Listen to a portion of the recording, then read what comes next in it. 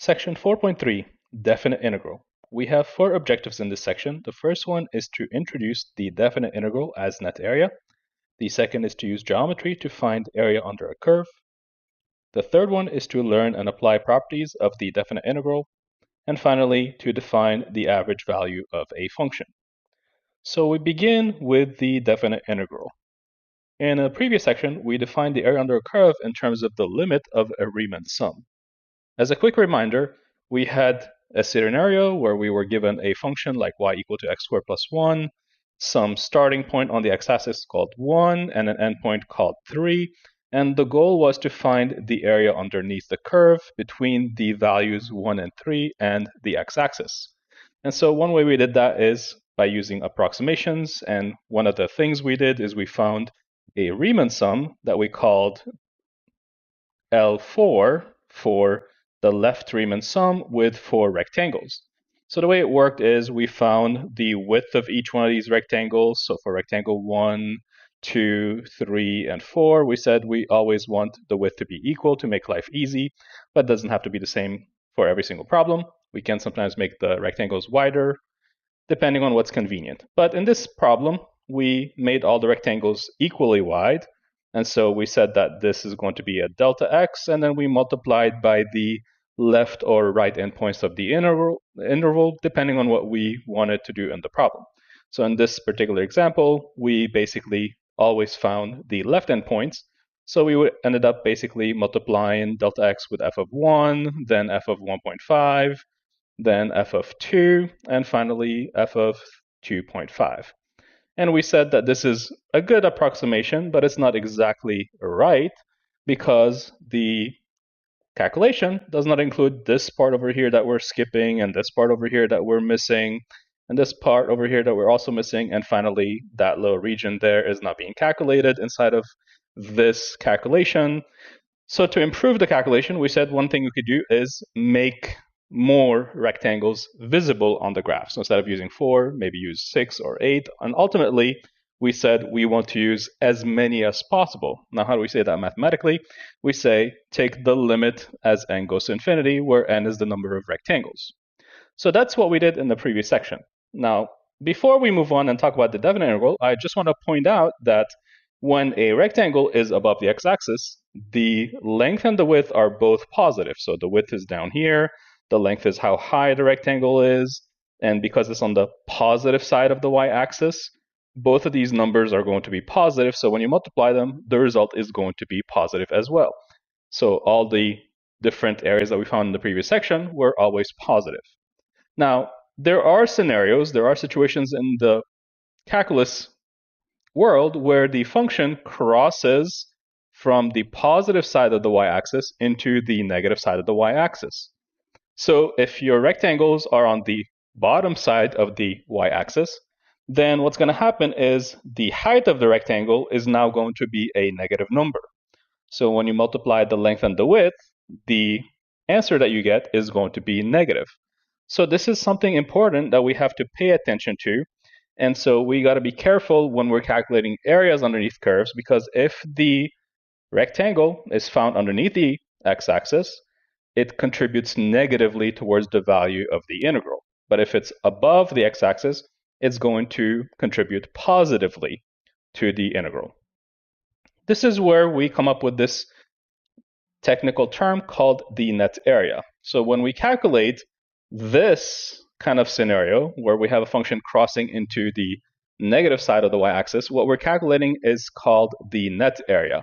It's basically the difference between the area underneath this curve here and the curve there. So one of them is going to be counted positively, the top side, and the bottom is going to be counted negatively. So what we do is we add them up together and we get what's called the net area. This is different than regular area. So regular area assumes that everything is positive, whereas net area allows for certain parts to be negative. So you got to pay attention to what the question is asking. Are they asking for the net area, or are they asking for the area specifically without the word net in there? So now that brings us to the definition of what's known as the definite integral. So what is a definite integral? Simply speaking, a definite integral is an integral with some numbers written down on the start of the integral. This is what we call a net area. So given a function that is continuous on a closed interval from a to b, the net area bounded by the function f and the x-axis from a to b is given by this formula that we're seeing here. So it's the net area. So something like this would be basically considered the net area between the function f of x, which is equal to 2, and the x value 0 all the way to 5 and the x-axis. So let's take a look at how this is going to work in example number 1. And for this example, we're actually going to use geometry. We're not going to use any calculus to find the answer to these net areas that we're dealing with. And later on, we will develop some tools for dealing with a definite integral. So what's the difference between a regular integral and a definite integral? So far, the regular integral is just going to give us some kind of function in between the integral sign and the dx. And we end up with an answer that has a ton of variables and then the plus c at the end, like we did in the previous section. Whereas if the integral is definite, that means there's some number written here and there on the integral sign. And again, what we get at the end is some kind of a number that represents the net area between the function and the x-axis and the lines x equal to a and x equal to b. So this is something important to keep in mind, so pay attention to that when you're doing the problems. So let's begin with example number 1. First of all, we're given some kind of an integral. It says the integral from 0 to 5 to dx. So first things first, this number on the bottom of the integral is what we're going to be calling from now on the value a. So that is the start of the region. The value that's written up here, this is called the upper bound, by the way, is what we're going to be calling from now on b. So this is kind of similar to what we did in the previous section. Start on the x-axis at 0 and stop at the x-axis when you get to 5. So those are the start and the end points. Now, what is this guy right here, the 2? The 2 represents the function that you are working with. In this problem, the function is just simply 2. So that means it's always going to be some kind of a constant line that is horizontal. So this is the function that we're dealing with. It's the function f of x, which is equal to 2. So it's always equal to 2 no matter what x you pick. The height is always the same. It's always going to be 2. And the whole thing altogether represents what's known as the net area. So it's basically the area underneath the curve, but we have to think about whether it's positive or negative. And in this case, it seems like the whole region that we care about, starting from 0 all the way to 5, and between the x-axis and the function, this whole area seems to be always above the x-axis. It's not crossing underneath the x-axis because the function itself is not going under the x-axis. So the net area on this problem is going to be, in fact, equal to the actual area. So the question now is, I need to know how much this area is, or this net area. Well, it seems very straightforward. In this problem, it seems like I can take advantage of the fact that the function that I'm working with is always horizontal, and the gray area that I'm basically drawing is a rectangle. So we know the area of a rectangle is length times width. So all I have to do really is just find how wide the rectangle is, how high the rectangle is, and just multiply those two numbers. So how wide is this rectangle? So the width of the rectangle is going to be down here. It's going from 0 to 5. So you can just kind of simply do 5 minus 0, and you'll know that the width of the rectangle is 5. So, okay, that's one of the numbers that I'm missing. And I need to multiply it by the height of the rectangle. So how high is this rectangle? The height of the rectangle is the same as the height of the function. And the function is always, always, always, no matter what, always equal to 2. So the height is equal to 2. So my answer is going to be 5 times 2, which is a total of 10. So in this problem, the net area is equal to 10, which is also equal to the actual area underneath the curve. Both of those values are equal in this problem, but they are not necessarily always going to be equal. Sometimes the net area is one thing, and the regular area is something else. Now, keep in mind that these integrals always represent net area. Let's do this again one more time. This time, though, we have a slightly different integral. The integral is going from -2 to 1. So the -2 is the lower bound, or the starting point. 1 is the end point, or the upper bound. That's usually the technical name that we give to these. And then there's x plus 3 written next to the dx. So again, this part is equal to a. That part right here represents the b, or the endpoint. And for this problem, the x plus 3 represents the function f of x. So the first thing I need to do is to be able to draw the function f of x. And you can use your TI calculator or just do a table, but you'll realize very quickly that the function looks like a line that goes from the bottom all the way to the top right side of the page. It crosses the y-axis right there at 3, but that's kind of irrelevant, but that's kind of interesting. And where are we starting in our region? We're starting at -2, so let's pretend like this right here is -2. And where are we stopping? We're stopping at 1. So figure out where 1 is on the x-axis, and this is the stopping point. So we care about the area underneath the curve from -2 all the way to 1 and the x-axis. So this is the area that we care about. We want to know how much that area is, or how much the net area is for this problem. And so again, you can see that this is maybe looking like a trapezoid. A trapezoid is one of these shapes where two sides of it are parallel, but the other two sides are not. So this side here is parallel to this side. The left and rights are parallel, but the bottom and top of the trapezoid are not parallel. So that's what makes it into a trapezoid. Oops, I erased the line by accident. So if I want to know the area, or the net area, I have to think about first, is my full region above or below the x-axis? So in this case, the full region that I'm working with is always above the x-axis. So even though this is calculating the net area, I know that in this problem, the net area will also be equal to the actual area underneath the curve.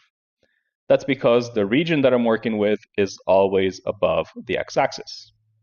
But anyway, now I'd like to know what the value of the integral is, and for now we're just using geometry to find the answers, but later on we'll have some actual way to calculate this value without having to look at a graph, or without having to draw the function or do anything else like that.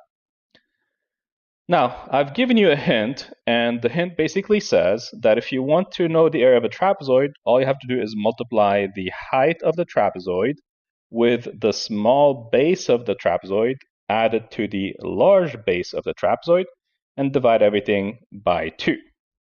So we're going to start looking for the height, base, and the other base. So first things first, how high is my trapezoid?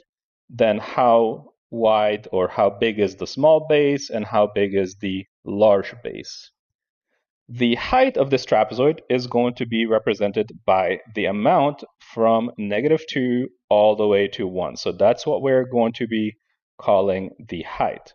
So the height of the trapezoid is the distance between the parallel sides of the trapezoid. Since this is the side that's parallel to that side, we want to know the height, so we want to know how far are they from each other.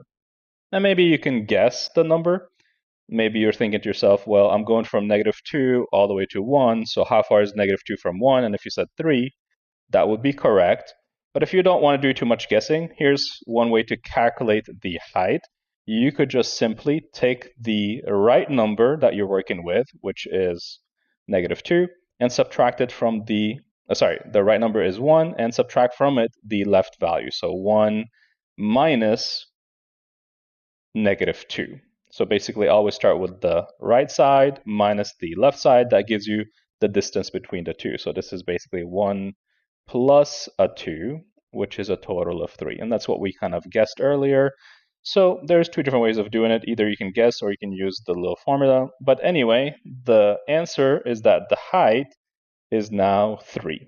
So that's the first number that goes on the numerator. and I'll have to multiply a couple of other numbers, the small base and the large base. So how much is the small base? The small base is basically one of these parallel segments. Pick the smaller one, so this is going to be this one right here for us. This is what we're going to be calling the small base. So I'll color code it with pink so we can keep track of everything. How big is that segment? We want to know how tall is the pink segment. Well, the segment starts on the x-axis, right? It starts on the x-axis and it stops as soon as it touches the function. So in other terms, it's equal to f of -2. It's the y-coordinate when I plug -2 into my function f of x. And keep in mind that the function f of x is x plus 3, right? That's what we said over here. That's what was given to us in the problem. So all we have to do is calculate f of -2. So think about what would happen if you plugged in -2 into x and added to it a 3, right? So how much would this be? F of -2 would be -2 plus 3, which is a total of 1. So the small base is equal to 1. Okay, in the same way, we're going to calculate the large base, and the large base is the measure of the other base, which is this one in this case. We want to know how tall or how long is this segment. This is what we're calling the large base with a capital B to distinguish it from the small base with a small b. Well, again, the segment starts on the x-axis and it ends when it touches the curve. So it's as big as f of 1. So in other terms, it's the y-coordinate when x takes on the value 1. So what's the y-coordinate when x takes on the value 1? So again, the function is the same. It's x plus 3. What would happen if you plugged in 1 into it? Well, you get 1 plus 3, which is a total of 4. So the large base in this problem is equal to 4, and there we have it. We have all the numbers we need, so the net area is going to be equal to how much? Well, it's basically 3 times 5, because 1 plus 4 is 5, so that's 15 over 2. And you can say 7.5, but I'm actually going to leave it like this. And again, as a reminder, the net area in this problem is in fact equal to the actual area underneath the curve, because the full gray region is always above the x-axis. So there's no difference in this problem between the net area and the actual area. They're both identical. That's because the function is always above the x-axis. Now, let's take a look at a scenario where this may not necessarily be true. So looking at example number 2, it says again, use geometry to find the value of each integral. And again, we're given the integral from 1 to 3. So when we read this, we read integral from the bottom number to the top number. So we always start with 1 because that's the number on the left side. So from 1 to 3 of x minus 4 dx. So again, keep in mind, this value represents the start of the region. So this is where we start counting. And the value 3 represents the end of the region. This is where we stop counting. And the x minus 4 represents the function that you're working with. So in this case, I'm going to call it f of x as usual. And so to get an idea of what I'm dealing with, I'm going to graph x minus 4. And again, you can do this by using a table or by using a graphing calculator. Regardless of how you do it, the graph that you're going to see will look something like this. It's going to cross the y-axis there at -4, and it's going to cross the x-axis there at 4. Those values are irrelevant. I'm just adding them so you can kind of decide how to make your graph. But what I care about is the region starting from 1, ending at 3. So start at 1, so figure out where 1 is on the x-axis. This is the start, so that's it. And it stops at 3. This is the stopping point. So the region we care about is this region over here. So as you can see for this problem, the function is underneath the x-axis, so the full region that I'm dealing with is also under the x-axis. So I'm expecting the net area in this problem to be actually a negative number. So let's find out how to calculate it. Again, looking at the gray shape that I drew, it seems like this is a trapezoid. So I'm going to say that the integral that I'm dealing with, which is what we call a definite integral because it has numbers there and there, the definite integral can be calculated by using the formula that we used in the previous problem. We just need to multiply the height of the trapezoid by some random numbers that we call the small base and the large base. So we need to multiply the height by the small base added to the large base. So all you got to do is really find these three values, multiply them, and you're basically finished. So first things first, I need the height. So remember, the height of the trapezoid is the distance there. It's the distance from 1 to 3. So how high is the trapezoid? So the height in this problem, well, you can guess it's equal to 2, but if you want to calculate it, you would say 3 minus 1. So the number on the right minus the number on the left. And so the first number is 2. Great. Now what about the small base? So the small base, looking at the parallel segments, which are these two, you need to figure out which one is the smaller one. And just by looking, we can decide that the smaller one is this segment over here. We need to know how big that segment is. Well, the segment starts on the x-axis and it ends when it touches the function f of x. So it's as big as the function itself. So in other terms, to calculate the height of this base or the length of this base, I need to put 3 into the function that I'm working with. So the small base is going to be calculated by putting 3 into the function f of x. So I put 3 into the x and I get 3 minus 4, which is a negative 1. So as you can see, the base turned out to be negative, and that's what we expected because it's under the x-axis. So that's what we were expecting. So let's keep it there. And finally, I need the large base. So how do I calculate the large base? It's the length of this other segment on the other side. So again, it starts on the x-axis and it ends where the function is. So to find out what the length of that segment is, I need to plug the value 1 into the function that I'm working with. So that will give me the y-coordinate. So plugging 1 into the function, that gives me the length of the base. Remember, the function itself is, again, x minus 4, so 1 minus 4 is going to be negative 3. So negative 3 goes inside of the parentheses there. So we have everything we need to finish the calculation, and so let's wrap things up. So the integral from 1 to 3 of the function x minus 4 with respect to x is equal to 2 multiplied by negative 1 plus negative 3. That's going to be negative 4 total, all divided by 2, which is a negative 4. So notice again that the number that we ended up with is in fact negative. So why is it negative? It's negative because my function was underneath the x-axis. So the net area would be considered a negative value in this case. Now, if I said, how much is the actual area then? Like if I want to know the actual area underneath the curve, well, this number will still be sort of relevant. We can just basically take the absolute value of it and we can say that the actual area is 4, but negative because the area that we're working with is always underneath the x-axis. Now, before I move on to the next part of the problem, let me show you how you can do this with your TI calculator. So if you have your TI handy, you can just turn it on.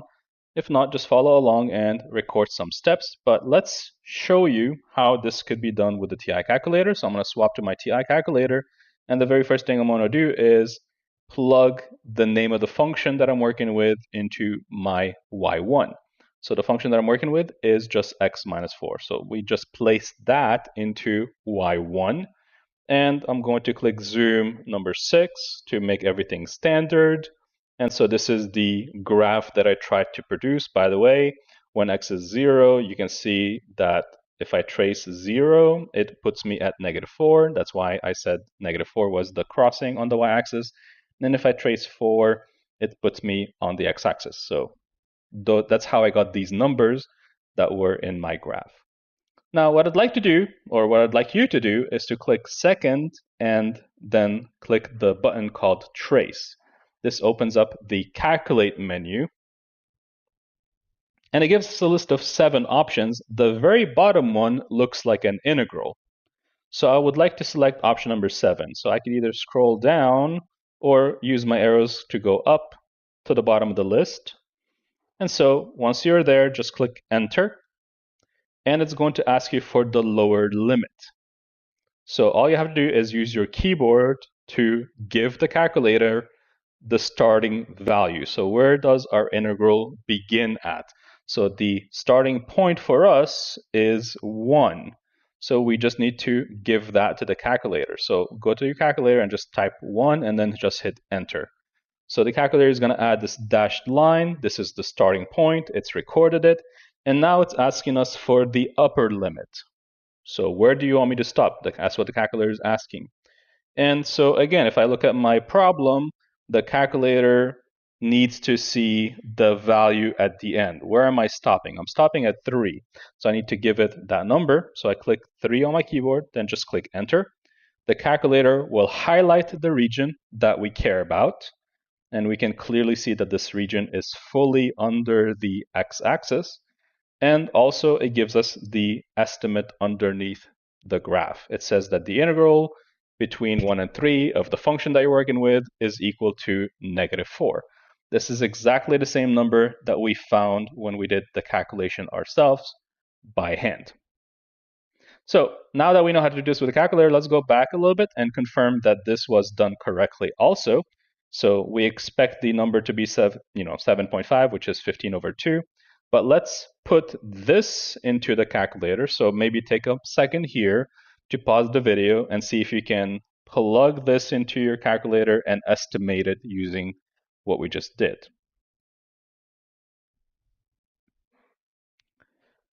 Okay, so hopefully you had some time to do that. But first, what I'm going to do is basically go back to my Y menu and type in the function. The function is x plus 3 in that part of the problem. So once you have typed it in, you can click on trace 6.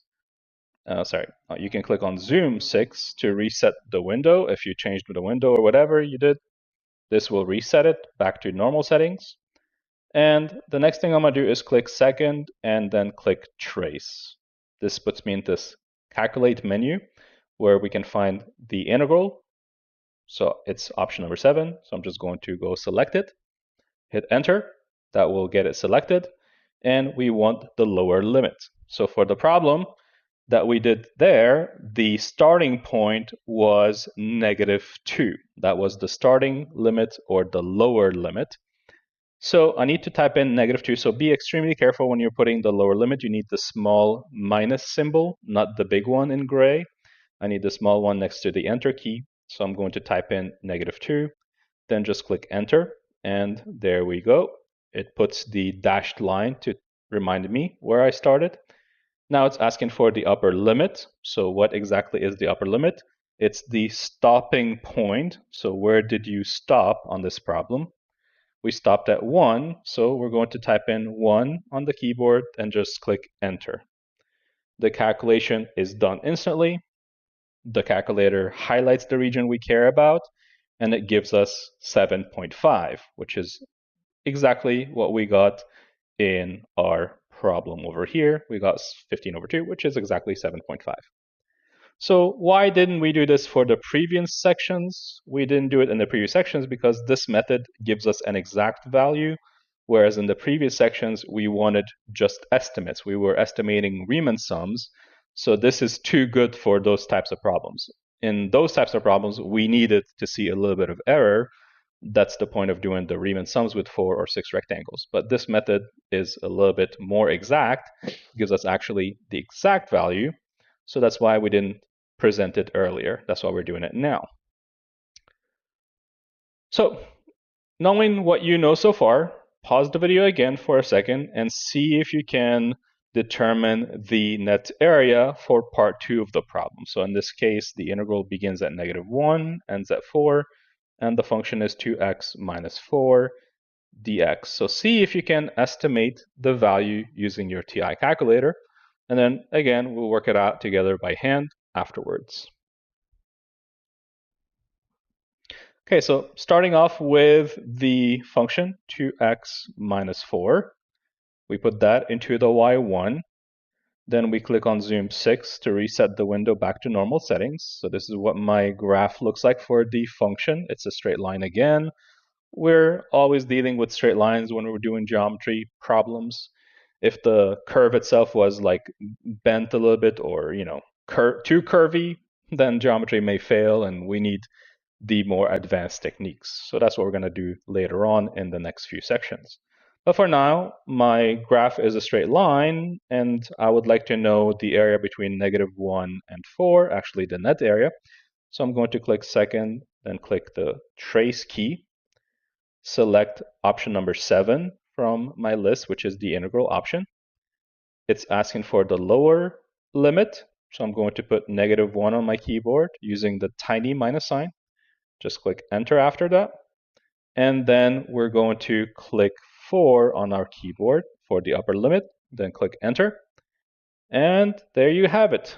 The answer is now -5. We can clearly see that the answer is -5. However, what I want you to notice for this problem is that there is a region underneath the x-axis and there's a region above the x-axis. So when I do this by hand, I have to be kind of careful how I do this problem, because some of the region will contribute positively, some of it will contribute negatively, but the total that I will get at the end for the net area will be a -5. So let's go back and try to work this out together. Before I do that, let me get some key values. So I'm going to trace the value -1, so I know where to put my line. So when x is -1, the y is -6. So basically that tells me that I'm dealing with some kind of a line over here. When I start at -1, the value that I should be seeing on the y-axis is -6. I'm also going to trace what's happening at 4, so that way I know how high the rectangle is going to go, or sorry, how high the triangle is going to go. And so I can see when x is 4, the y is equal to 4. Another way of doing this is to just be aware that we can put these numbers into our function f of x. So if I put 4 there, 2 times 4 minus 4 will be 8 minus 4, which is 4. That gives me this number right there. So I chose the lazy way because I already had it graphed and I got the numbers done. And finally, you need to realize that the line's crossing the x-axis at the value 2. So this gives us everything we need, but keep in mind that this problem represents the net area. This integral that we're calculating represents the net area. So for this problem, again, I need to think about my region. What does it look like? So let me highlight the region. So one part of it looks like a little triangle that is below the x-axis. And I'm actually going to shade the other one with a different color because it is above the x-axis. It is also looking like a triangle. And so I'm going to call them area number 1 and area number 2. So for this problem, I need to calculate the area of the region 1 and add to it the area of the region 2. Okay, so in both cases, I'm dealing with a triangle, and it's helpful to know that the area of a triangle is 1/2 base times height. So the area of a triangle, in case you don't know that, the area is 1/2 of the base times the height of the triangle. So in this problem, we can consider this to be the base or the height, and this will be considered the base or the height. It doesn't matter which one you call the base or the height, it's irrelevant. You just need to multiply those two values because those are the segments that are perpendicular to each other, right? So that's why we're calling them base and height, because they're perpendicular to one another. So, okay, for the first one, for the area in gray, 1/2, what's the base? It's the measure from 2 to -1. How far apart are those guys? Well, we could do 2 minus minus 1, and you'll find out that the distance between those two guys is just simply 3. Now, again, I need to know the height, so I need to know how lengthy this segment is. And I know that when I plug in -1 into the function, the y value that I see is -6. So that's how high this triangle is going to be. So this represents the area in gray for me. And so now let's calculate the second area. The second area is the area in purple, kind of. And so again, it's a triangular sort of region. So again, to calculate it, I need to multiply 1/2 with the base times the height. So for this triangle, the base, again, is either this segment or that segment. It doesn't matter. These are the segments that are perpendicular to each other. So we just need to pick whichever one we want to call base and whichever one we want to call height and just multiply them. So let's pretend like this is the base for a second. So how big is that segment? Well, it's going from 2, it's stopping at 4. So it's 2 units big, or you could just do 4 minus 2, and that will give you also 2. So we know that the height or the base, whatever, is 2. And we need to know the measure of this segment over here. And I did it the lazy way earlier. I asked the calculator to trace the value 4. It told me that when x is equal to 4, the y-coordinate is also 4. So that represents the height of that rectangle. Now again, if you didn't have the calculator available, you'd have to do a lot of these calculations by hand, but it's not too difficult. Just plug 4 into the function that you're working with, and then you get the value there. Plug in -1, and that will give you the y-coordinate, which is -6. So let's just verify. If I put -1 into the function, I get 2 times -1 minus 4, which is -2 minus 4, which is -6, as promised. Okay, so in any case, this represents the area that I colored kind of in purple. And now let's multiply and add all these numbers with each other. So first things first, 1 times 3 times -6, that's going to be -18, all divided by 2. The second set of numbers, 2 times 4 times 1, is going to be 8 over 2. And I did not reduce anything to lowest terms just so that I can kind of leave it as fractions with the common denominator. I didn't want to risk reducing them and then having one of them as a fraction and another one without a fraction. So that's why I left them. But in the future, you may want to reduce first, then multiply after. In any case, this is -10 over 2, which is a total of -5, just as predicted by the calculator. So having a negative here in the end just tells me that some of my region was probably underneath the x-axis. Maybe the full region was underneath the x-axis, but this is basically telling me that a lot of your region that was under the x-axis is a lot bigger than the one above the x-axis. That's why you're ending up with a negative net value or negative net area. Now, if I wanted the actual area, so let's talk about that for a second. How much is the actual area? If I want to know the actual area, not the net area, I would have to kind of think about this in a positive way. So we calculated earlier and it turned out to be -18 over 2. But if I just kind of, for a moment, ignore the minus sign, it will be just simply 18 over 2. This area, we calculated it over here, and it was basically 8 over 2. So if we just ignore the minus sign for a second, this is technically 9 plus 4, which is 13. This value 13 is the area underneath the curve, whereas -5 is the net area. So pay attention to that difference. And this is why it's important to read the questions carefully. Are they asking for area or are they asking for net area? If they're asking you for the area, then anything that's under the x-axis, you're supposed to mentally convert it to a positive amount, because in reality it should be negative, but you will have to take the absolute value of it yourself in your head and make it positive. And then if something's already above the x-axis, just leave it alone, just add it up to the answer. So the net area is 13, whereas the net area is -5, whereas the area itself is 13. So let's take a look at again example number part 3. So this time we have the absolute value of x plus 1. So I'll do this by hand first. Then we will check with the calculator to confirm our result. So first I need to draw the function.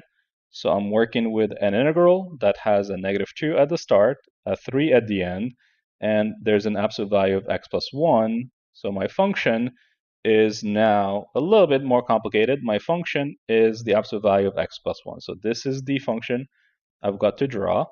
And if you know anything about absolute values, they look like V shapes. So the V is going to basically touch the x-axis at -1.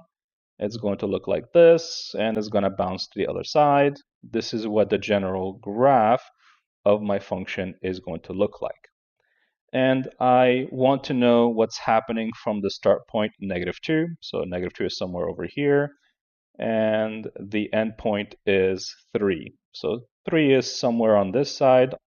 So this is the region we're discussing. Again, it could be split into two different regions, two different triangles, because remember, we're looking at the area between the curve, the x-axis, and those values -2 and 3. So this is the first region, and this right here is the second region that we care about. So again, if you're keeping track, this is another example of two triangles. The difference between this one and the last one is that both of my triangles are above the x-axis. So in reality, this represents the net area, but since both of my triangles are above the x-axis, the net area and area will be identical for this problem. None of my region is below the x-axis. That's why it doesn't matter if you're looking for area or net area, you will get the same value. But anyway, let's calculate the value of the integral. The value of the integral going from -2 to 3 of absolute value of x plus 1 dx. So it's going to consist of area number 1 added to area of the region 2. So area of region number 1, I'm coloring it in gray, and it looks like a triangle. So I'm just going to write down 1/2 base times height. And all I have to do really is figure out the base and the height of that region, multiply the numbers, and I'll basically be finished. For area number 2, again, I am working with a triangle. So again, it's going to be 1/2 base times height. And this is the area that I'm coloring purple. So I'll put the answers there, and then we'll add everything at the end. Okay, so let's think about the base and height of this area of region number 1.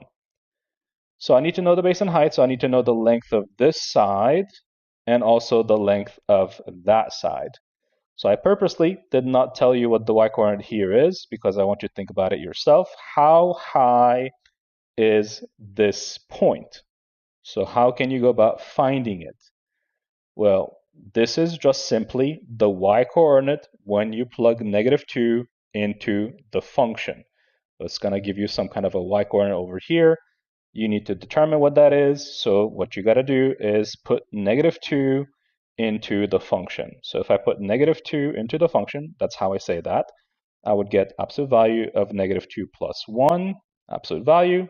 So -2 plus 1 is -1, and the absolute value of -1 is just simply 1. So on the y-axis, the value there is 1. So that's how high my rectangle is going, or my triangle is going to be. Now, how far apart is -2 from -1? You can either use logic and determine that the value there is 1, or you can just do -1, which is the one on the right, minus the number on the left. So basically -1 plus 2 will eventually be 1, and that represents the base of the triangle. So I'm not going to record this because it's very straightforward. I think you can mentally do that and figure out that the distance between -2 and -1 is just 1 unit, and that's why I wrote 1 here. Okay, so the first triangle is basically finished. Now let's take a look at the second triangle. So again, it has a base and it has a height. Those are these two segments. And again, I'm choosing them because they are the ones perpendicular to each other. So that's why I'm picking them. First things first, how far are these numbers from one another? That's going to give me the base of the triangle. So you can kind of think to yourself, okay, how many steps do I got to make to go from -1 to get to 3? Well, it seems like I need to make 4 steps. Or another way of doing that is to just take the number on the right side and subtract from it the number on the left. So the big one, 3 minus the low one, -1. That's going to be 3 minus minus becomes a +1. And so the answer is 4. So that's the value that we need for the base. Now, for the height of the triangle, I need to know the number there. So that's the same as the y-coordinate on the function. So to figure out what the y-coordinate is, just put 3 into your function. And the function, again, keep in mind, is the absolute value of x plus 1. So absolute value of 3 plus 1 is the same thing as absolute value of 4. And the absolute value of 4 is itself equal to 4 because 4 is already positive. So we get another 4. So it's a bit strange that the numbers were 1 and 1, and then over here they were 4 and 4. They don't have to be that way always. It's just a coincidence that they turn out to be those numbers for this problem. But in any case, this is 1/2 times 1 times 1, which is 1/2, and then 1/2 times 4 times 4, so that's basically 16 over 2. So the total is 17 divided by 2, and you can see the benefit of not reducing the fractions here first. If I had reduced it to 8 instead, then I would have to sit now and just think to myself, okay, what's 1/2 plus 8? How can I turn it back to a fraction? So that's why I left it as 16 over 2. It was just a little bit faster to do it that way. But anyway, 17 over 2 is also the same thing as 8.5. So I'm going to record the 8.5 for a second because the calculator is going to give us a decimal. I want to be able to compare it. So let's go to our calculator and see how to do this. So first I need to erase what's already there in y1, and I need to put the function. Remember, the function is absolute value of x plus 1. So where do I find absolute value? I'm going to click on the math key. Once you click on the math key, you're not going to see absolute value right away. You have to move to the right side to the next column that says numbers on top. And the very first option that you see there is ABS, which stands for absolute value. So you're going to click enter. And you're going to type in the function x plus 1 and close the absolute value by putting an extra parentheses. So this is how it looks like on the old school TI calculators. That's why I'm using this kind of basically the classic view. Once you're done, I'm going to click zoom and then 6 to make it all standard. So this is the standard view going from -10 to 10 and so on. And I'd like to know the net area. So I'm going to click second and then click trace to enter this calculate menu. Then pick option number 7 from the list.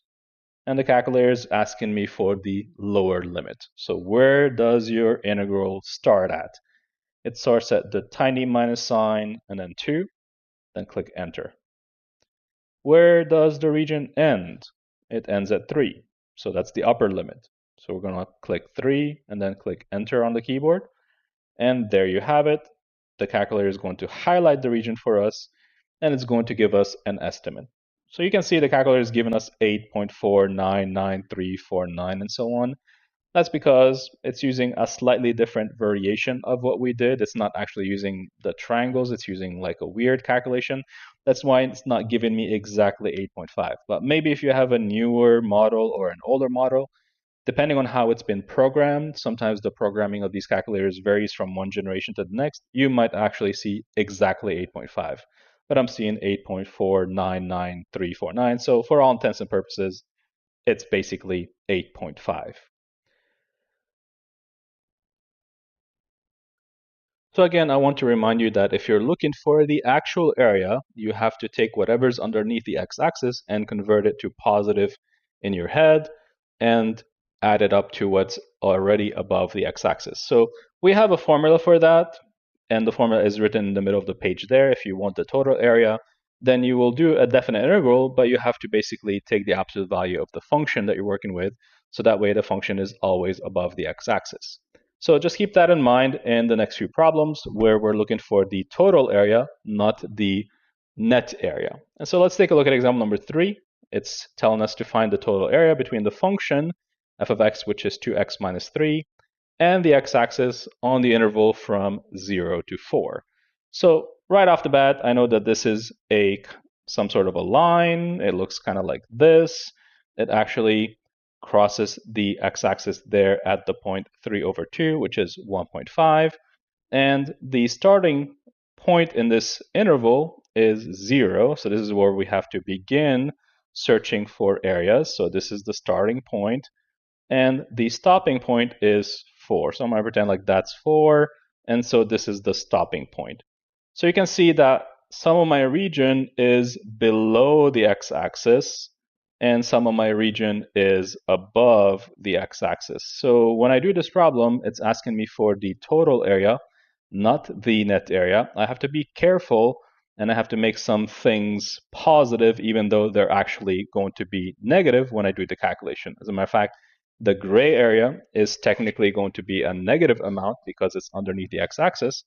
I have to basically sort of reflect it to this side over here and calculate that amount instead. So how do I reflect it above? We just take the absolute value and that will make it positive basically. Whereas the area number 2 is already above the x-axis, so I don't really have to do very much work there. It's already positive because it's already above the x-axis.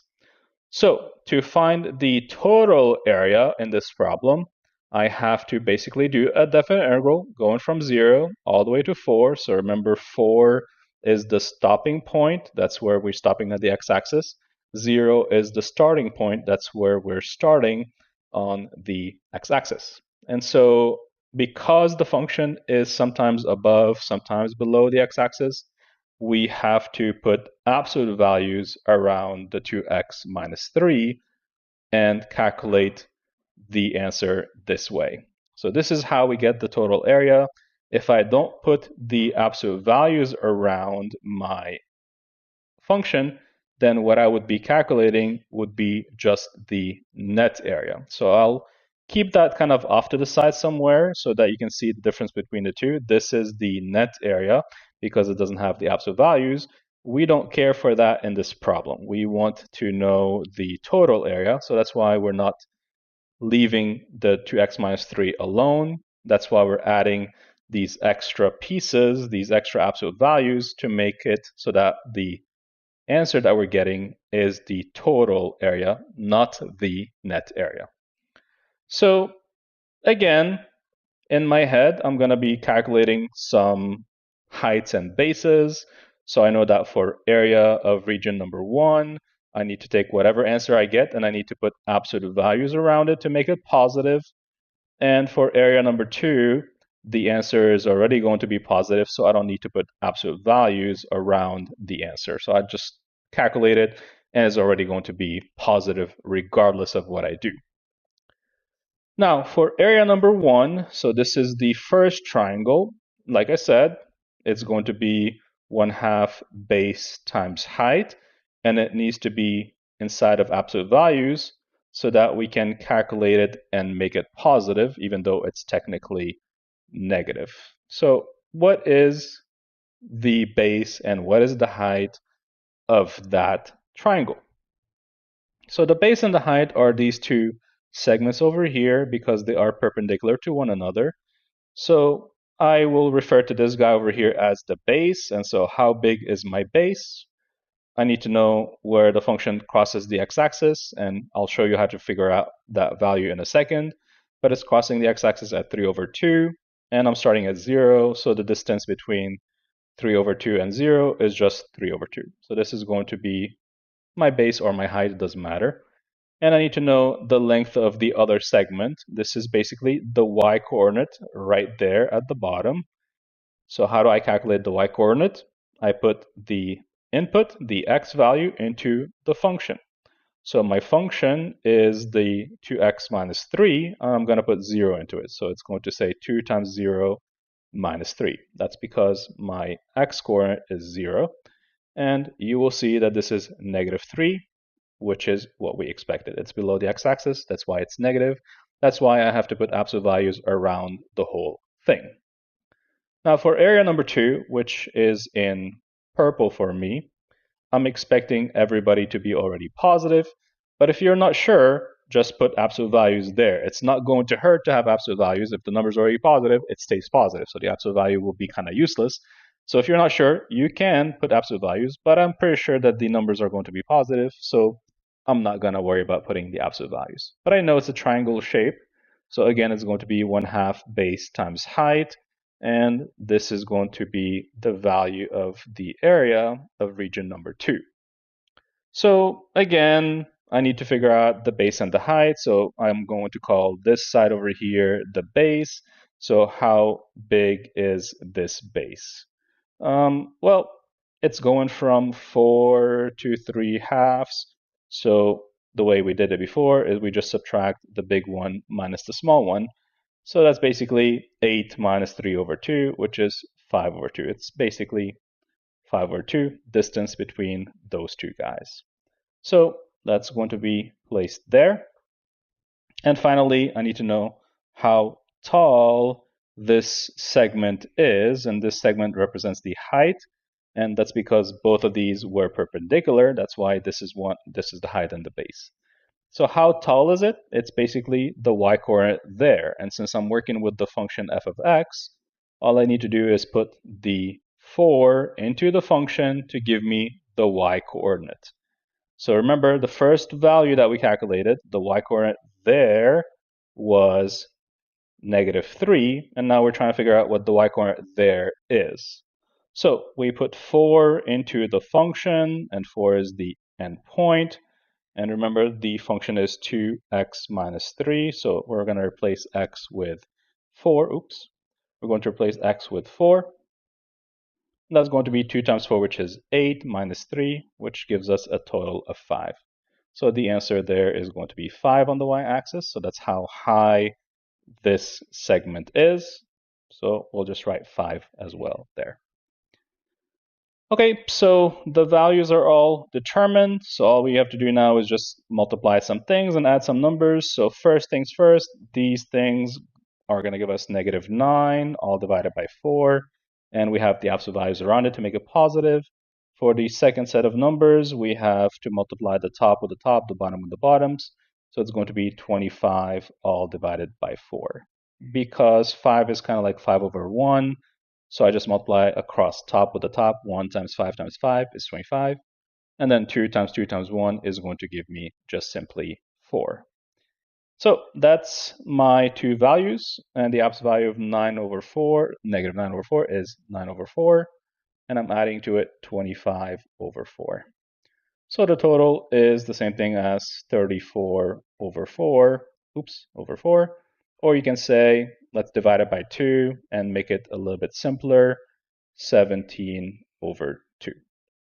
So that's the total. And so there it is. We're basically done. Let's confirm with our calculator that this is correct. So the calculator is going to want this from me. So let's go to RTI calculator and plug it in and see if we get the same value. So moving on to the calculator, again, the way it's going to work, we're going to go to the y-coordinate, y1. We're going to type in the function first. And remember, the function needs to have the absolute values around it because we discovered that some of the region is below the x-axis. So type in math, then move to the numbers column, select the absolute value key, then 2x minus 3. I'm using the big old minus sign over here. And so when I do that, I click zoom 6 to reset my window. And there you have it.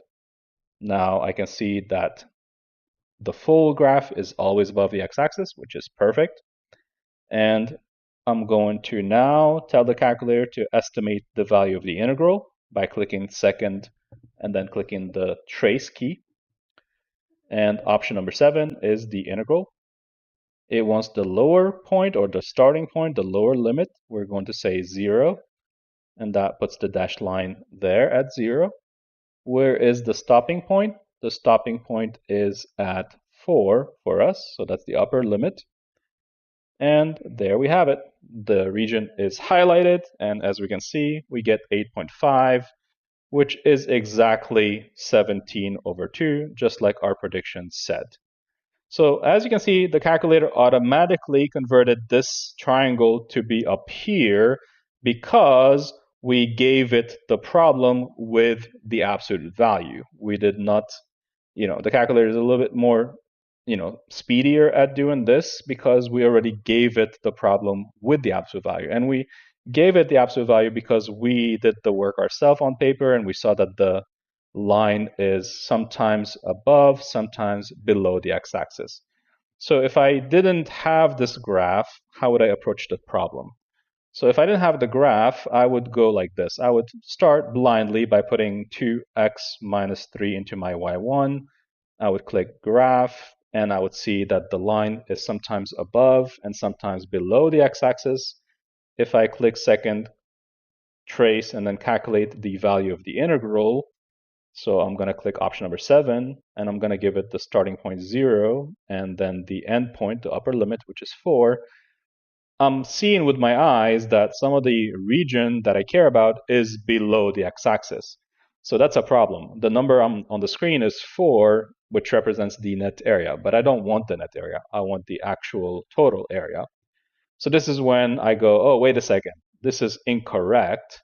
So let me go back to the Y menu and add the absolute value. So I would go ahead and add the absolute value, put in the 2x minus 3, and now the graph will automatically convert the negative part into a positive portion above the x-axis. So then I go second trace, option number 7, give it the 0, then give it the 4, and now it gives me 8.5, which is exactly what we want to see. This is the total area, not the net area. So by the way, if you have two graphs like selected like I just did on this problem or on this screen, when you click second trace and click option number 7, you'll need to jump from one curve to the other one, and you do that by clicking the up-down key. So as you can see, when I click the up-down key, the colors automatically change, and that takes me from one function into the other function. So right now, I'm looking at the absolute value of 2x minus 3, and so I can select the left and right points of it. And right now, I'm looking at the regular 2x minus 3, and I can select the lower and upper limits. So depending on which one you want, you can just jump up and down, put the lower limit and upper limit. So in this case, if I do the blue, I put the lower limit and upper limit, it's going to give me the net area, which is not exactly what I want to see in this problem. So that's why I had to first jump to the other curve to make everything red on the screen, then give it the lower limit and also the upper limit. And now it did what it's supposed to, which is calculate the total area, and it gave me 8.5. So now let's describe some properties of the definite integral. These are useful in certain problems. They tend to make life a little bit easier when we're dealing with typically complicated problems. We can take advantage of some of these rules to make life easy, especially the bottom 3. As a matter of fact, they look similar to what we already introduced in the previous section. In the previous section, we had talked about the constant multiple rule and the sum difference rule. So they're going to appear again over here in this list, but let's start with the first one. The first one basically says that the integral from a to a of any function is equal to 0. So if your starting point and your end point are the same, then there is no area to speak of. That's why the answer is going to be 0. So you don't have to draw the function. You don't have to do anything. If you notice that the problem asks you to find, for example, the integral from 2 to 2 of 3x minus 5, you don't have to draw the 3x minus 5. You don't have to look at the graph. You could just say the answer is 0 because the lower bound and upper bound are identical. So that is kind of nice and useful to know. Now, the second formula in this list basically says if you decide for whatever reason that you'd like to swap the integrals upper and lower limits, then what you're doing is basically walking backwards, and that's going to result in a negative amount. So, for example, the area going from 1 to 2 of x plus 1 is basically almost the same as the area going from 2 to 1 of x plus 1. The only difference is that one of them is going to be negative the other one. So in theory, we always want to walk from left to right when we're calculating integrals. But if you decide to work backwards, so if you decide to start from the right side and go towards the left, go from 2 to 1, then what you're going to do is basically negate everything. You're negating because you're walking in the opposite direction.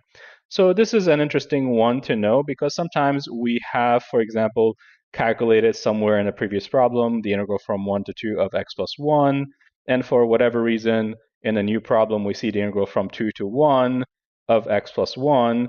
So do we have to redraw the curve? Do we have to use a calculator to find what the answer is? No, we just look over here and we say, oh, well, the answer was whatever. We just take it and we put a minus in front of it, and that gives us the new solution.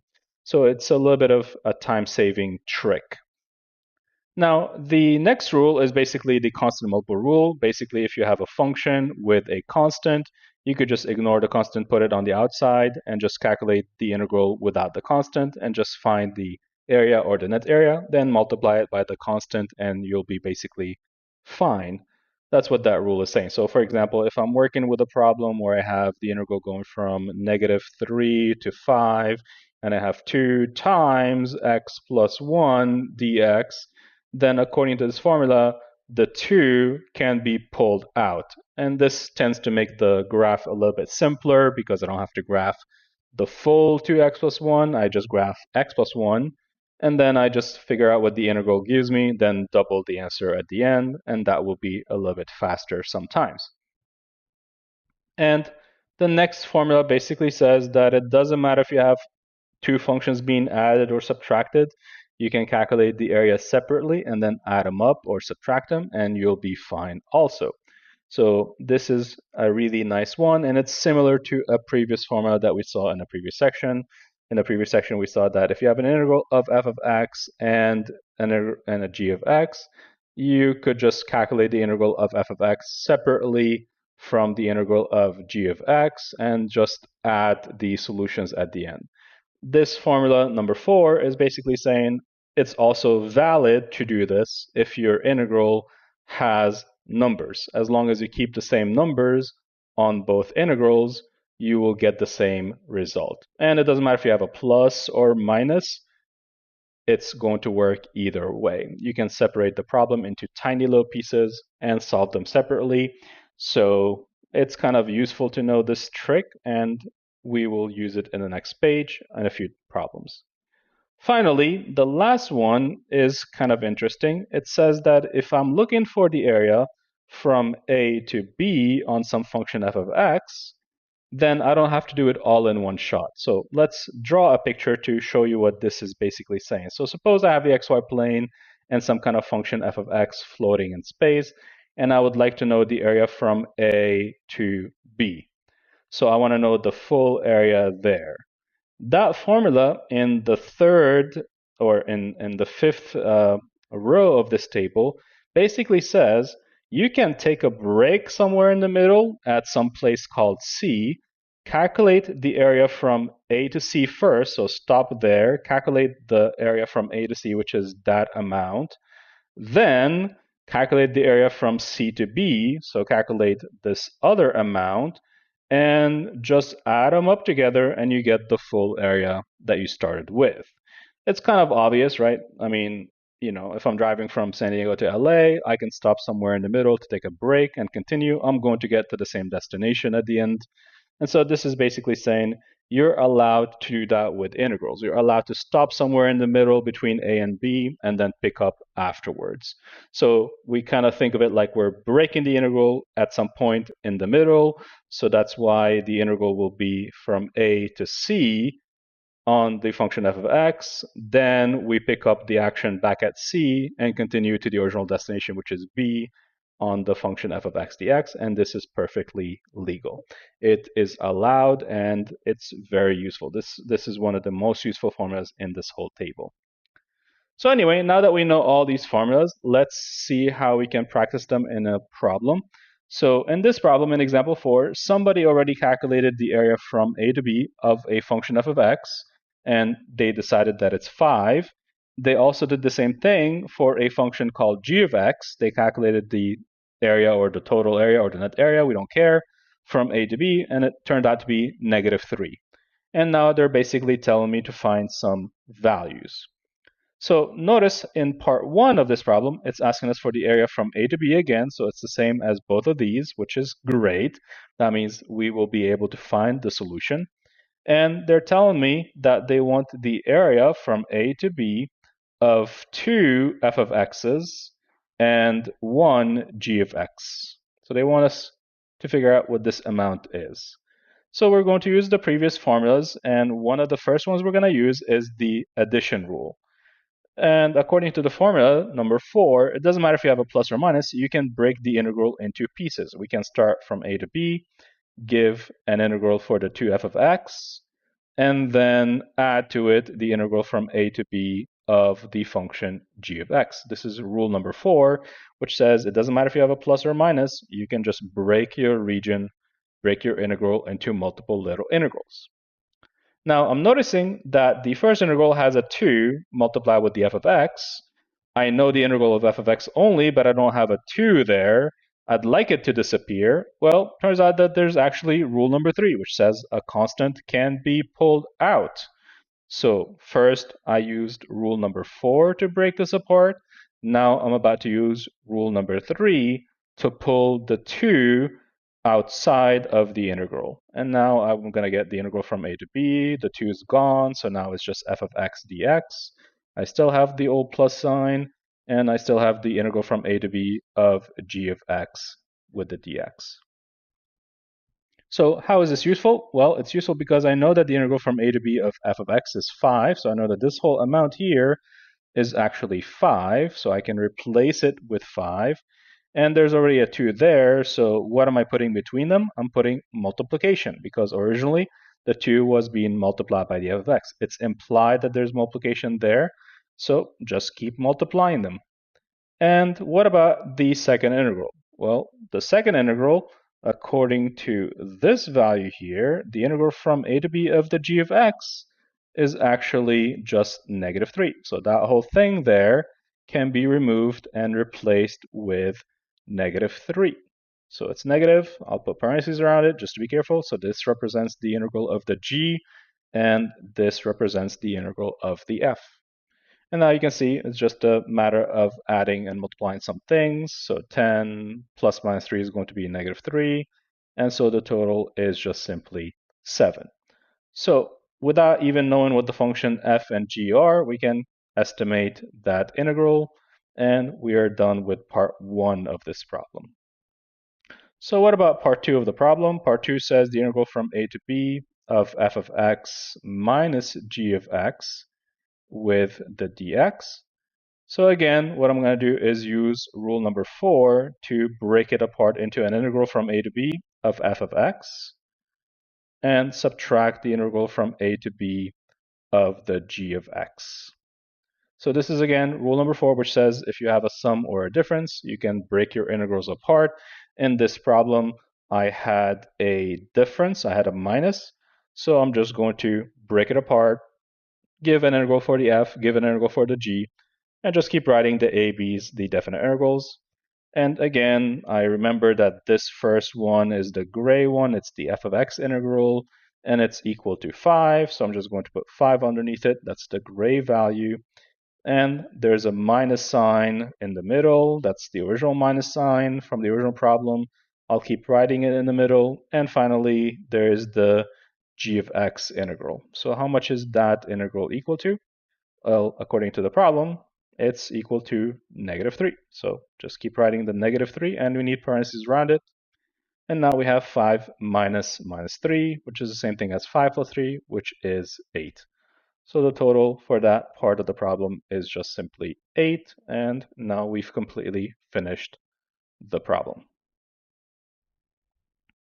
So the same scenario is basically happening again on example 5, except they are not giving me the problem in terms of integrals, right? They did not give me the same kind of style that they did in part 4 or example 4. They're giving me a graph instead, and they're saying A is here, B is there, C is on the x-axis, and finally D is also on the x-axis. The 5, 4, 3 are the values of the regions that we're shading. So this red region is 5 square units. That's the area of it. The blue region is under the x-axis, so they're saying 4, but in reality, it should be a -4. Just keep that in mind because it's below the x-axis. It needs to have a minus. And finally, the green region is again above the x-axis, and they're saying it's a value of 3. So if I were to evaluate the area there, I should be able to see a 3. Now they're saying to find the value of each integral. So first of all, a to b, f of x dx. So what is the integral from a to b of this function? So remember the function is the one being drawn here. And what it's asking for is the red area. The red area starts at a, ends at b. It's fully above the x-axis. So the value of this integral is just simply going to be 5. So that's the end of part 1 of the problem, straightforward. Part 2 of the problem says we want you to calculate the value of the integral from b to c on this function f of x dx. So what's the value of the integral going from b stopping at c? So this is the blue region. So I'm seeing 4, but I do realize that it's under the x-axis. So I need to put an extra minus sign to remind myself that it's under the x-axis. And so the value of the integral is just simply -4. So that's part 2 done. Now part 3 says we would like you to calculate the integral from a to c on this function f of x. So we'd like you to start at a and stop at c. What's the total? Well, I need to break the integral apart at b because the function went from above the x-axis to below the x-axis. So I need to break my integral apart into little pieces and calculate each piece separately. So this is basically the rule we were talking about on the previous page, rule number 5.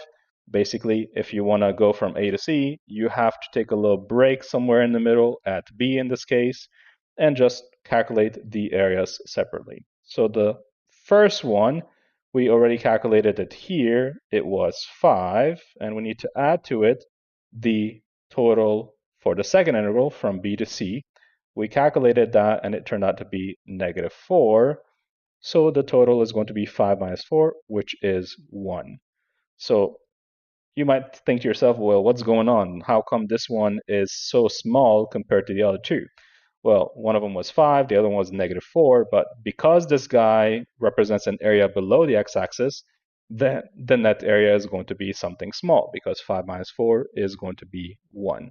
So remember, these integrals that we're calculating are not areas, they are net areas in this case because some of the regions that we're dealing with are below the x-axis. Okay, so next we have the integral from a to d on this function f of x. So we would like to know how much area or net area there is starting at a, stopping at d. Well, in this particular instance, I have to take 2 breaks. I have to take a break at B, then I have to take another break at C, because we have to separate the areas above the x-axis from the areas that are below the x-axis. So what I have to do here is write down that I'm going to start at A, stop at B, then start again at B, stop at C, and finally start at C and stop at D to get the total of this integral. And we've already calculated both of these first ones. The first one was 5. The second one was -4. The only thing we're missing is the integral from C to D. So looking at the graph, C to D is that region. It is above the x-axis, and it says 3. So we're going to leave it alone. We're not going to put a minus in front of it. We're just going to leave it alone because it's already above the x-axis. And so what's the total there? 5 minus 4 is going to be 1. 1 plus 3, the total is just simply 4.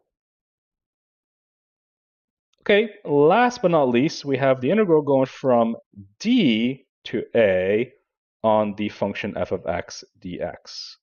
So how is this different than the previous one that we did? The lower bound have been swapped with the upper bound. That's the difference between the previous part and this part.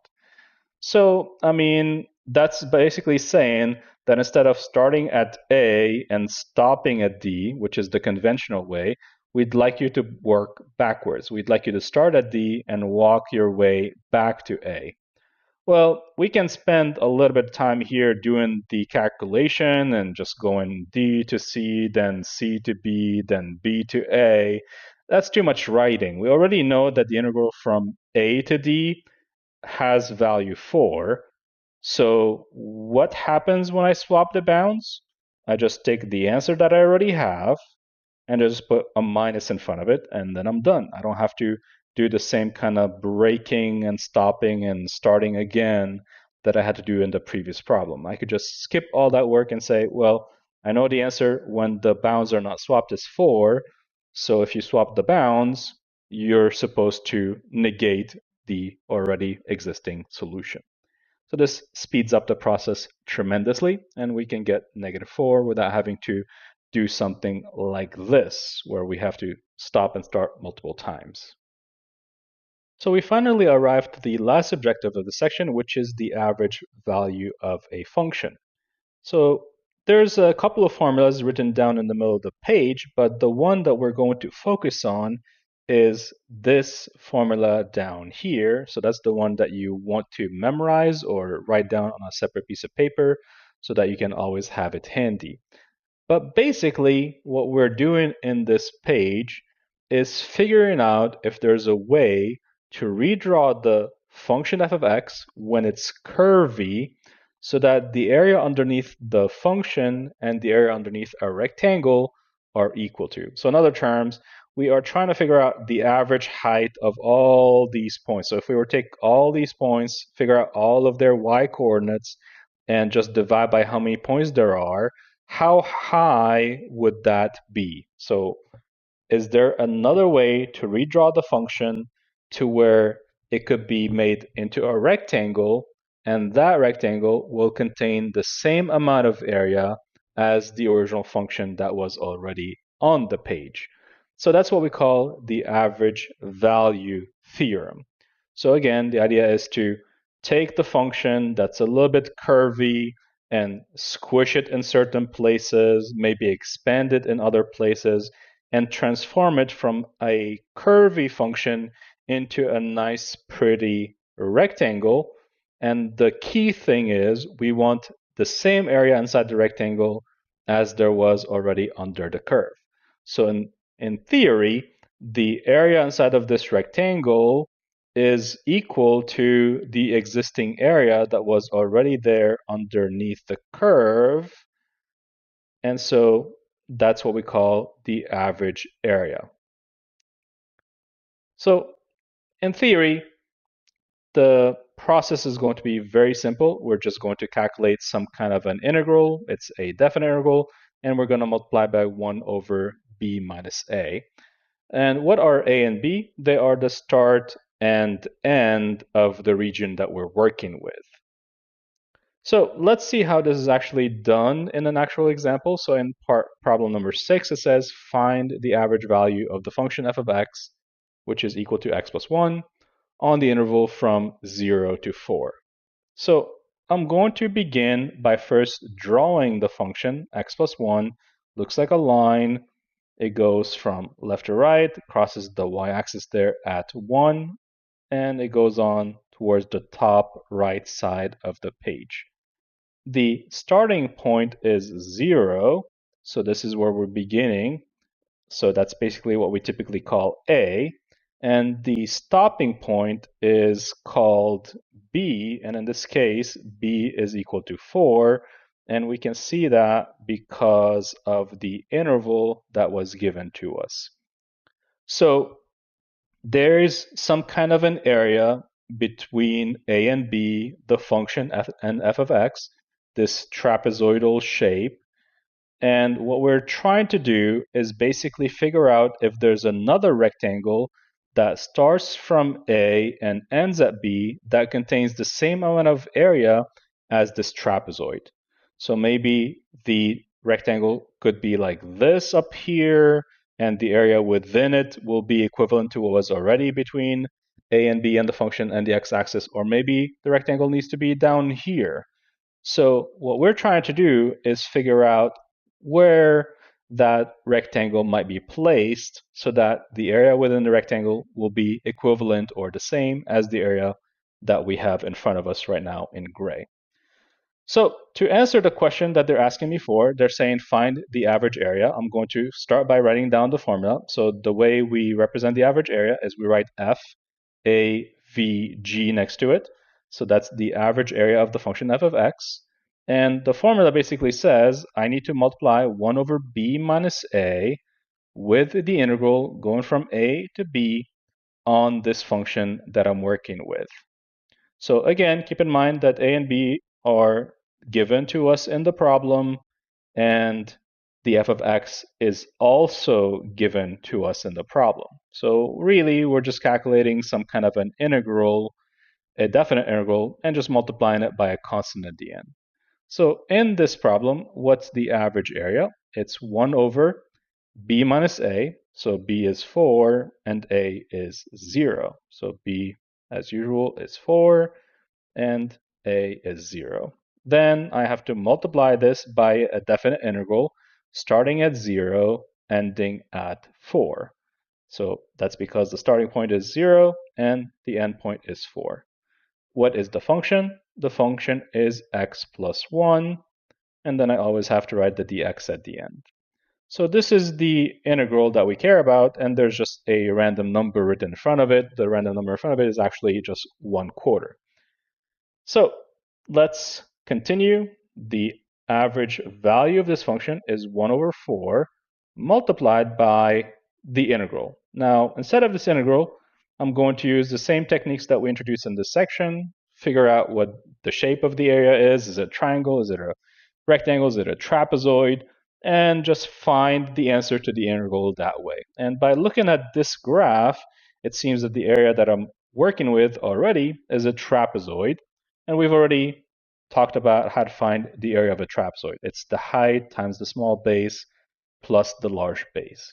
So I need to figure out the height, and I need to multiply by the small base added to the large base. So remember, the height of the trapezoid is this segment over here on the x-axis. It's the segment that is perpendicular to my two parallel sides. So this is the segment that's perpendicular to the side on the left and the side on the right. So how big is that segment? That represents the height of the trapezoid. Well, it's going from 0 to 4, so the total is just 4 units. So that's what I write on the outside of the parentheses. Then I need to figure out the small base size and the large base size. So, well, what's the small base? So how big is this segment over here? Well, to figure that out, I plug 0 into the function that was given to me because I started off at 0. So put 0 into the function to get the y coordinate. And so my function is x plus 1. So I get 0 plus 1, which is a total of 1. So that is the small base. I put that in the first coordinate in my parentheses. And finally, I need to figure out the large base. So we write capital B for large base.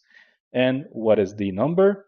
Well, it's f of the endpoint, which in this case is equal to 4. So f of 4 is what we're trying to figure out. And so the function is x plus 1. We're replacing x with 4. So we get 4 plus 1, which totals up to 5. So the number we put inside the parentheses is just simply 5.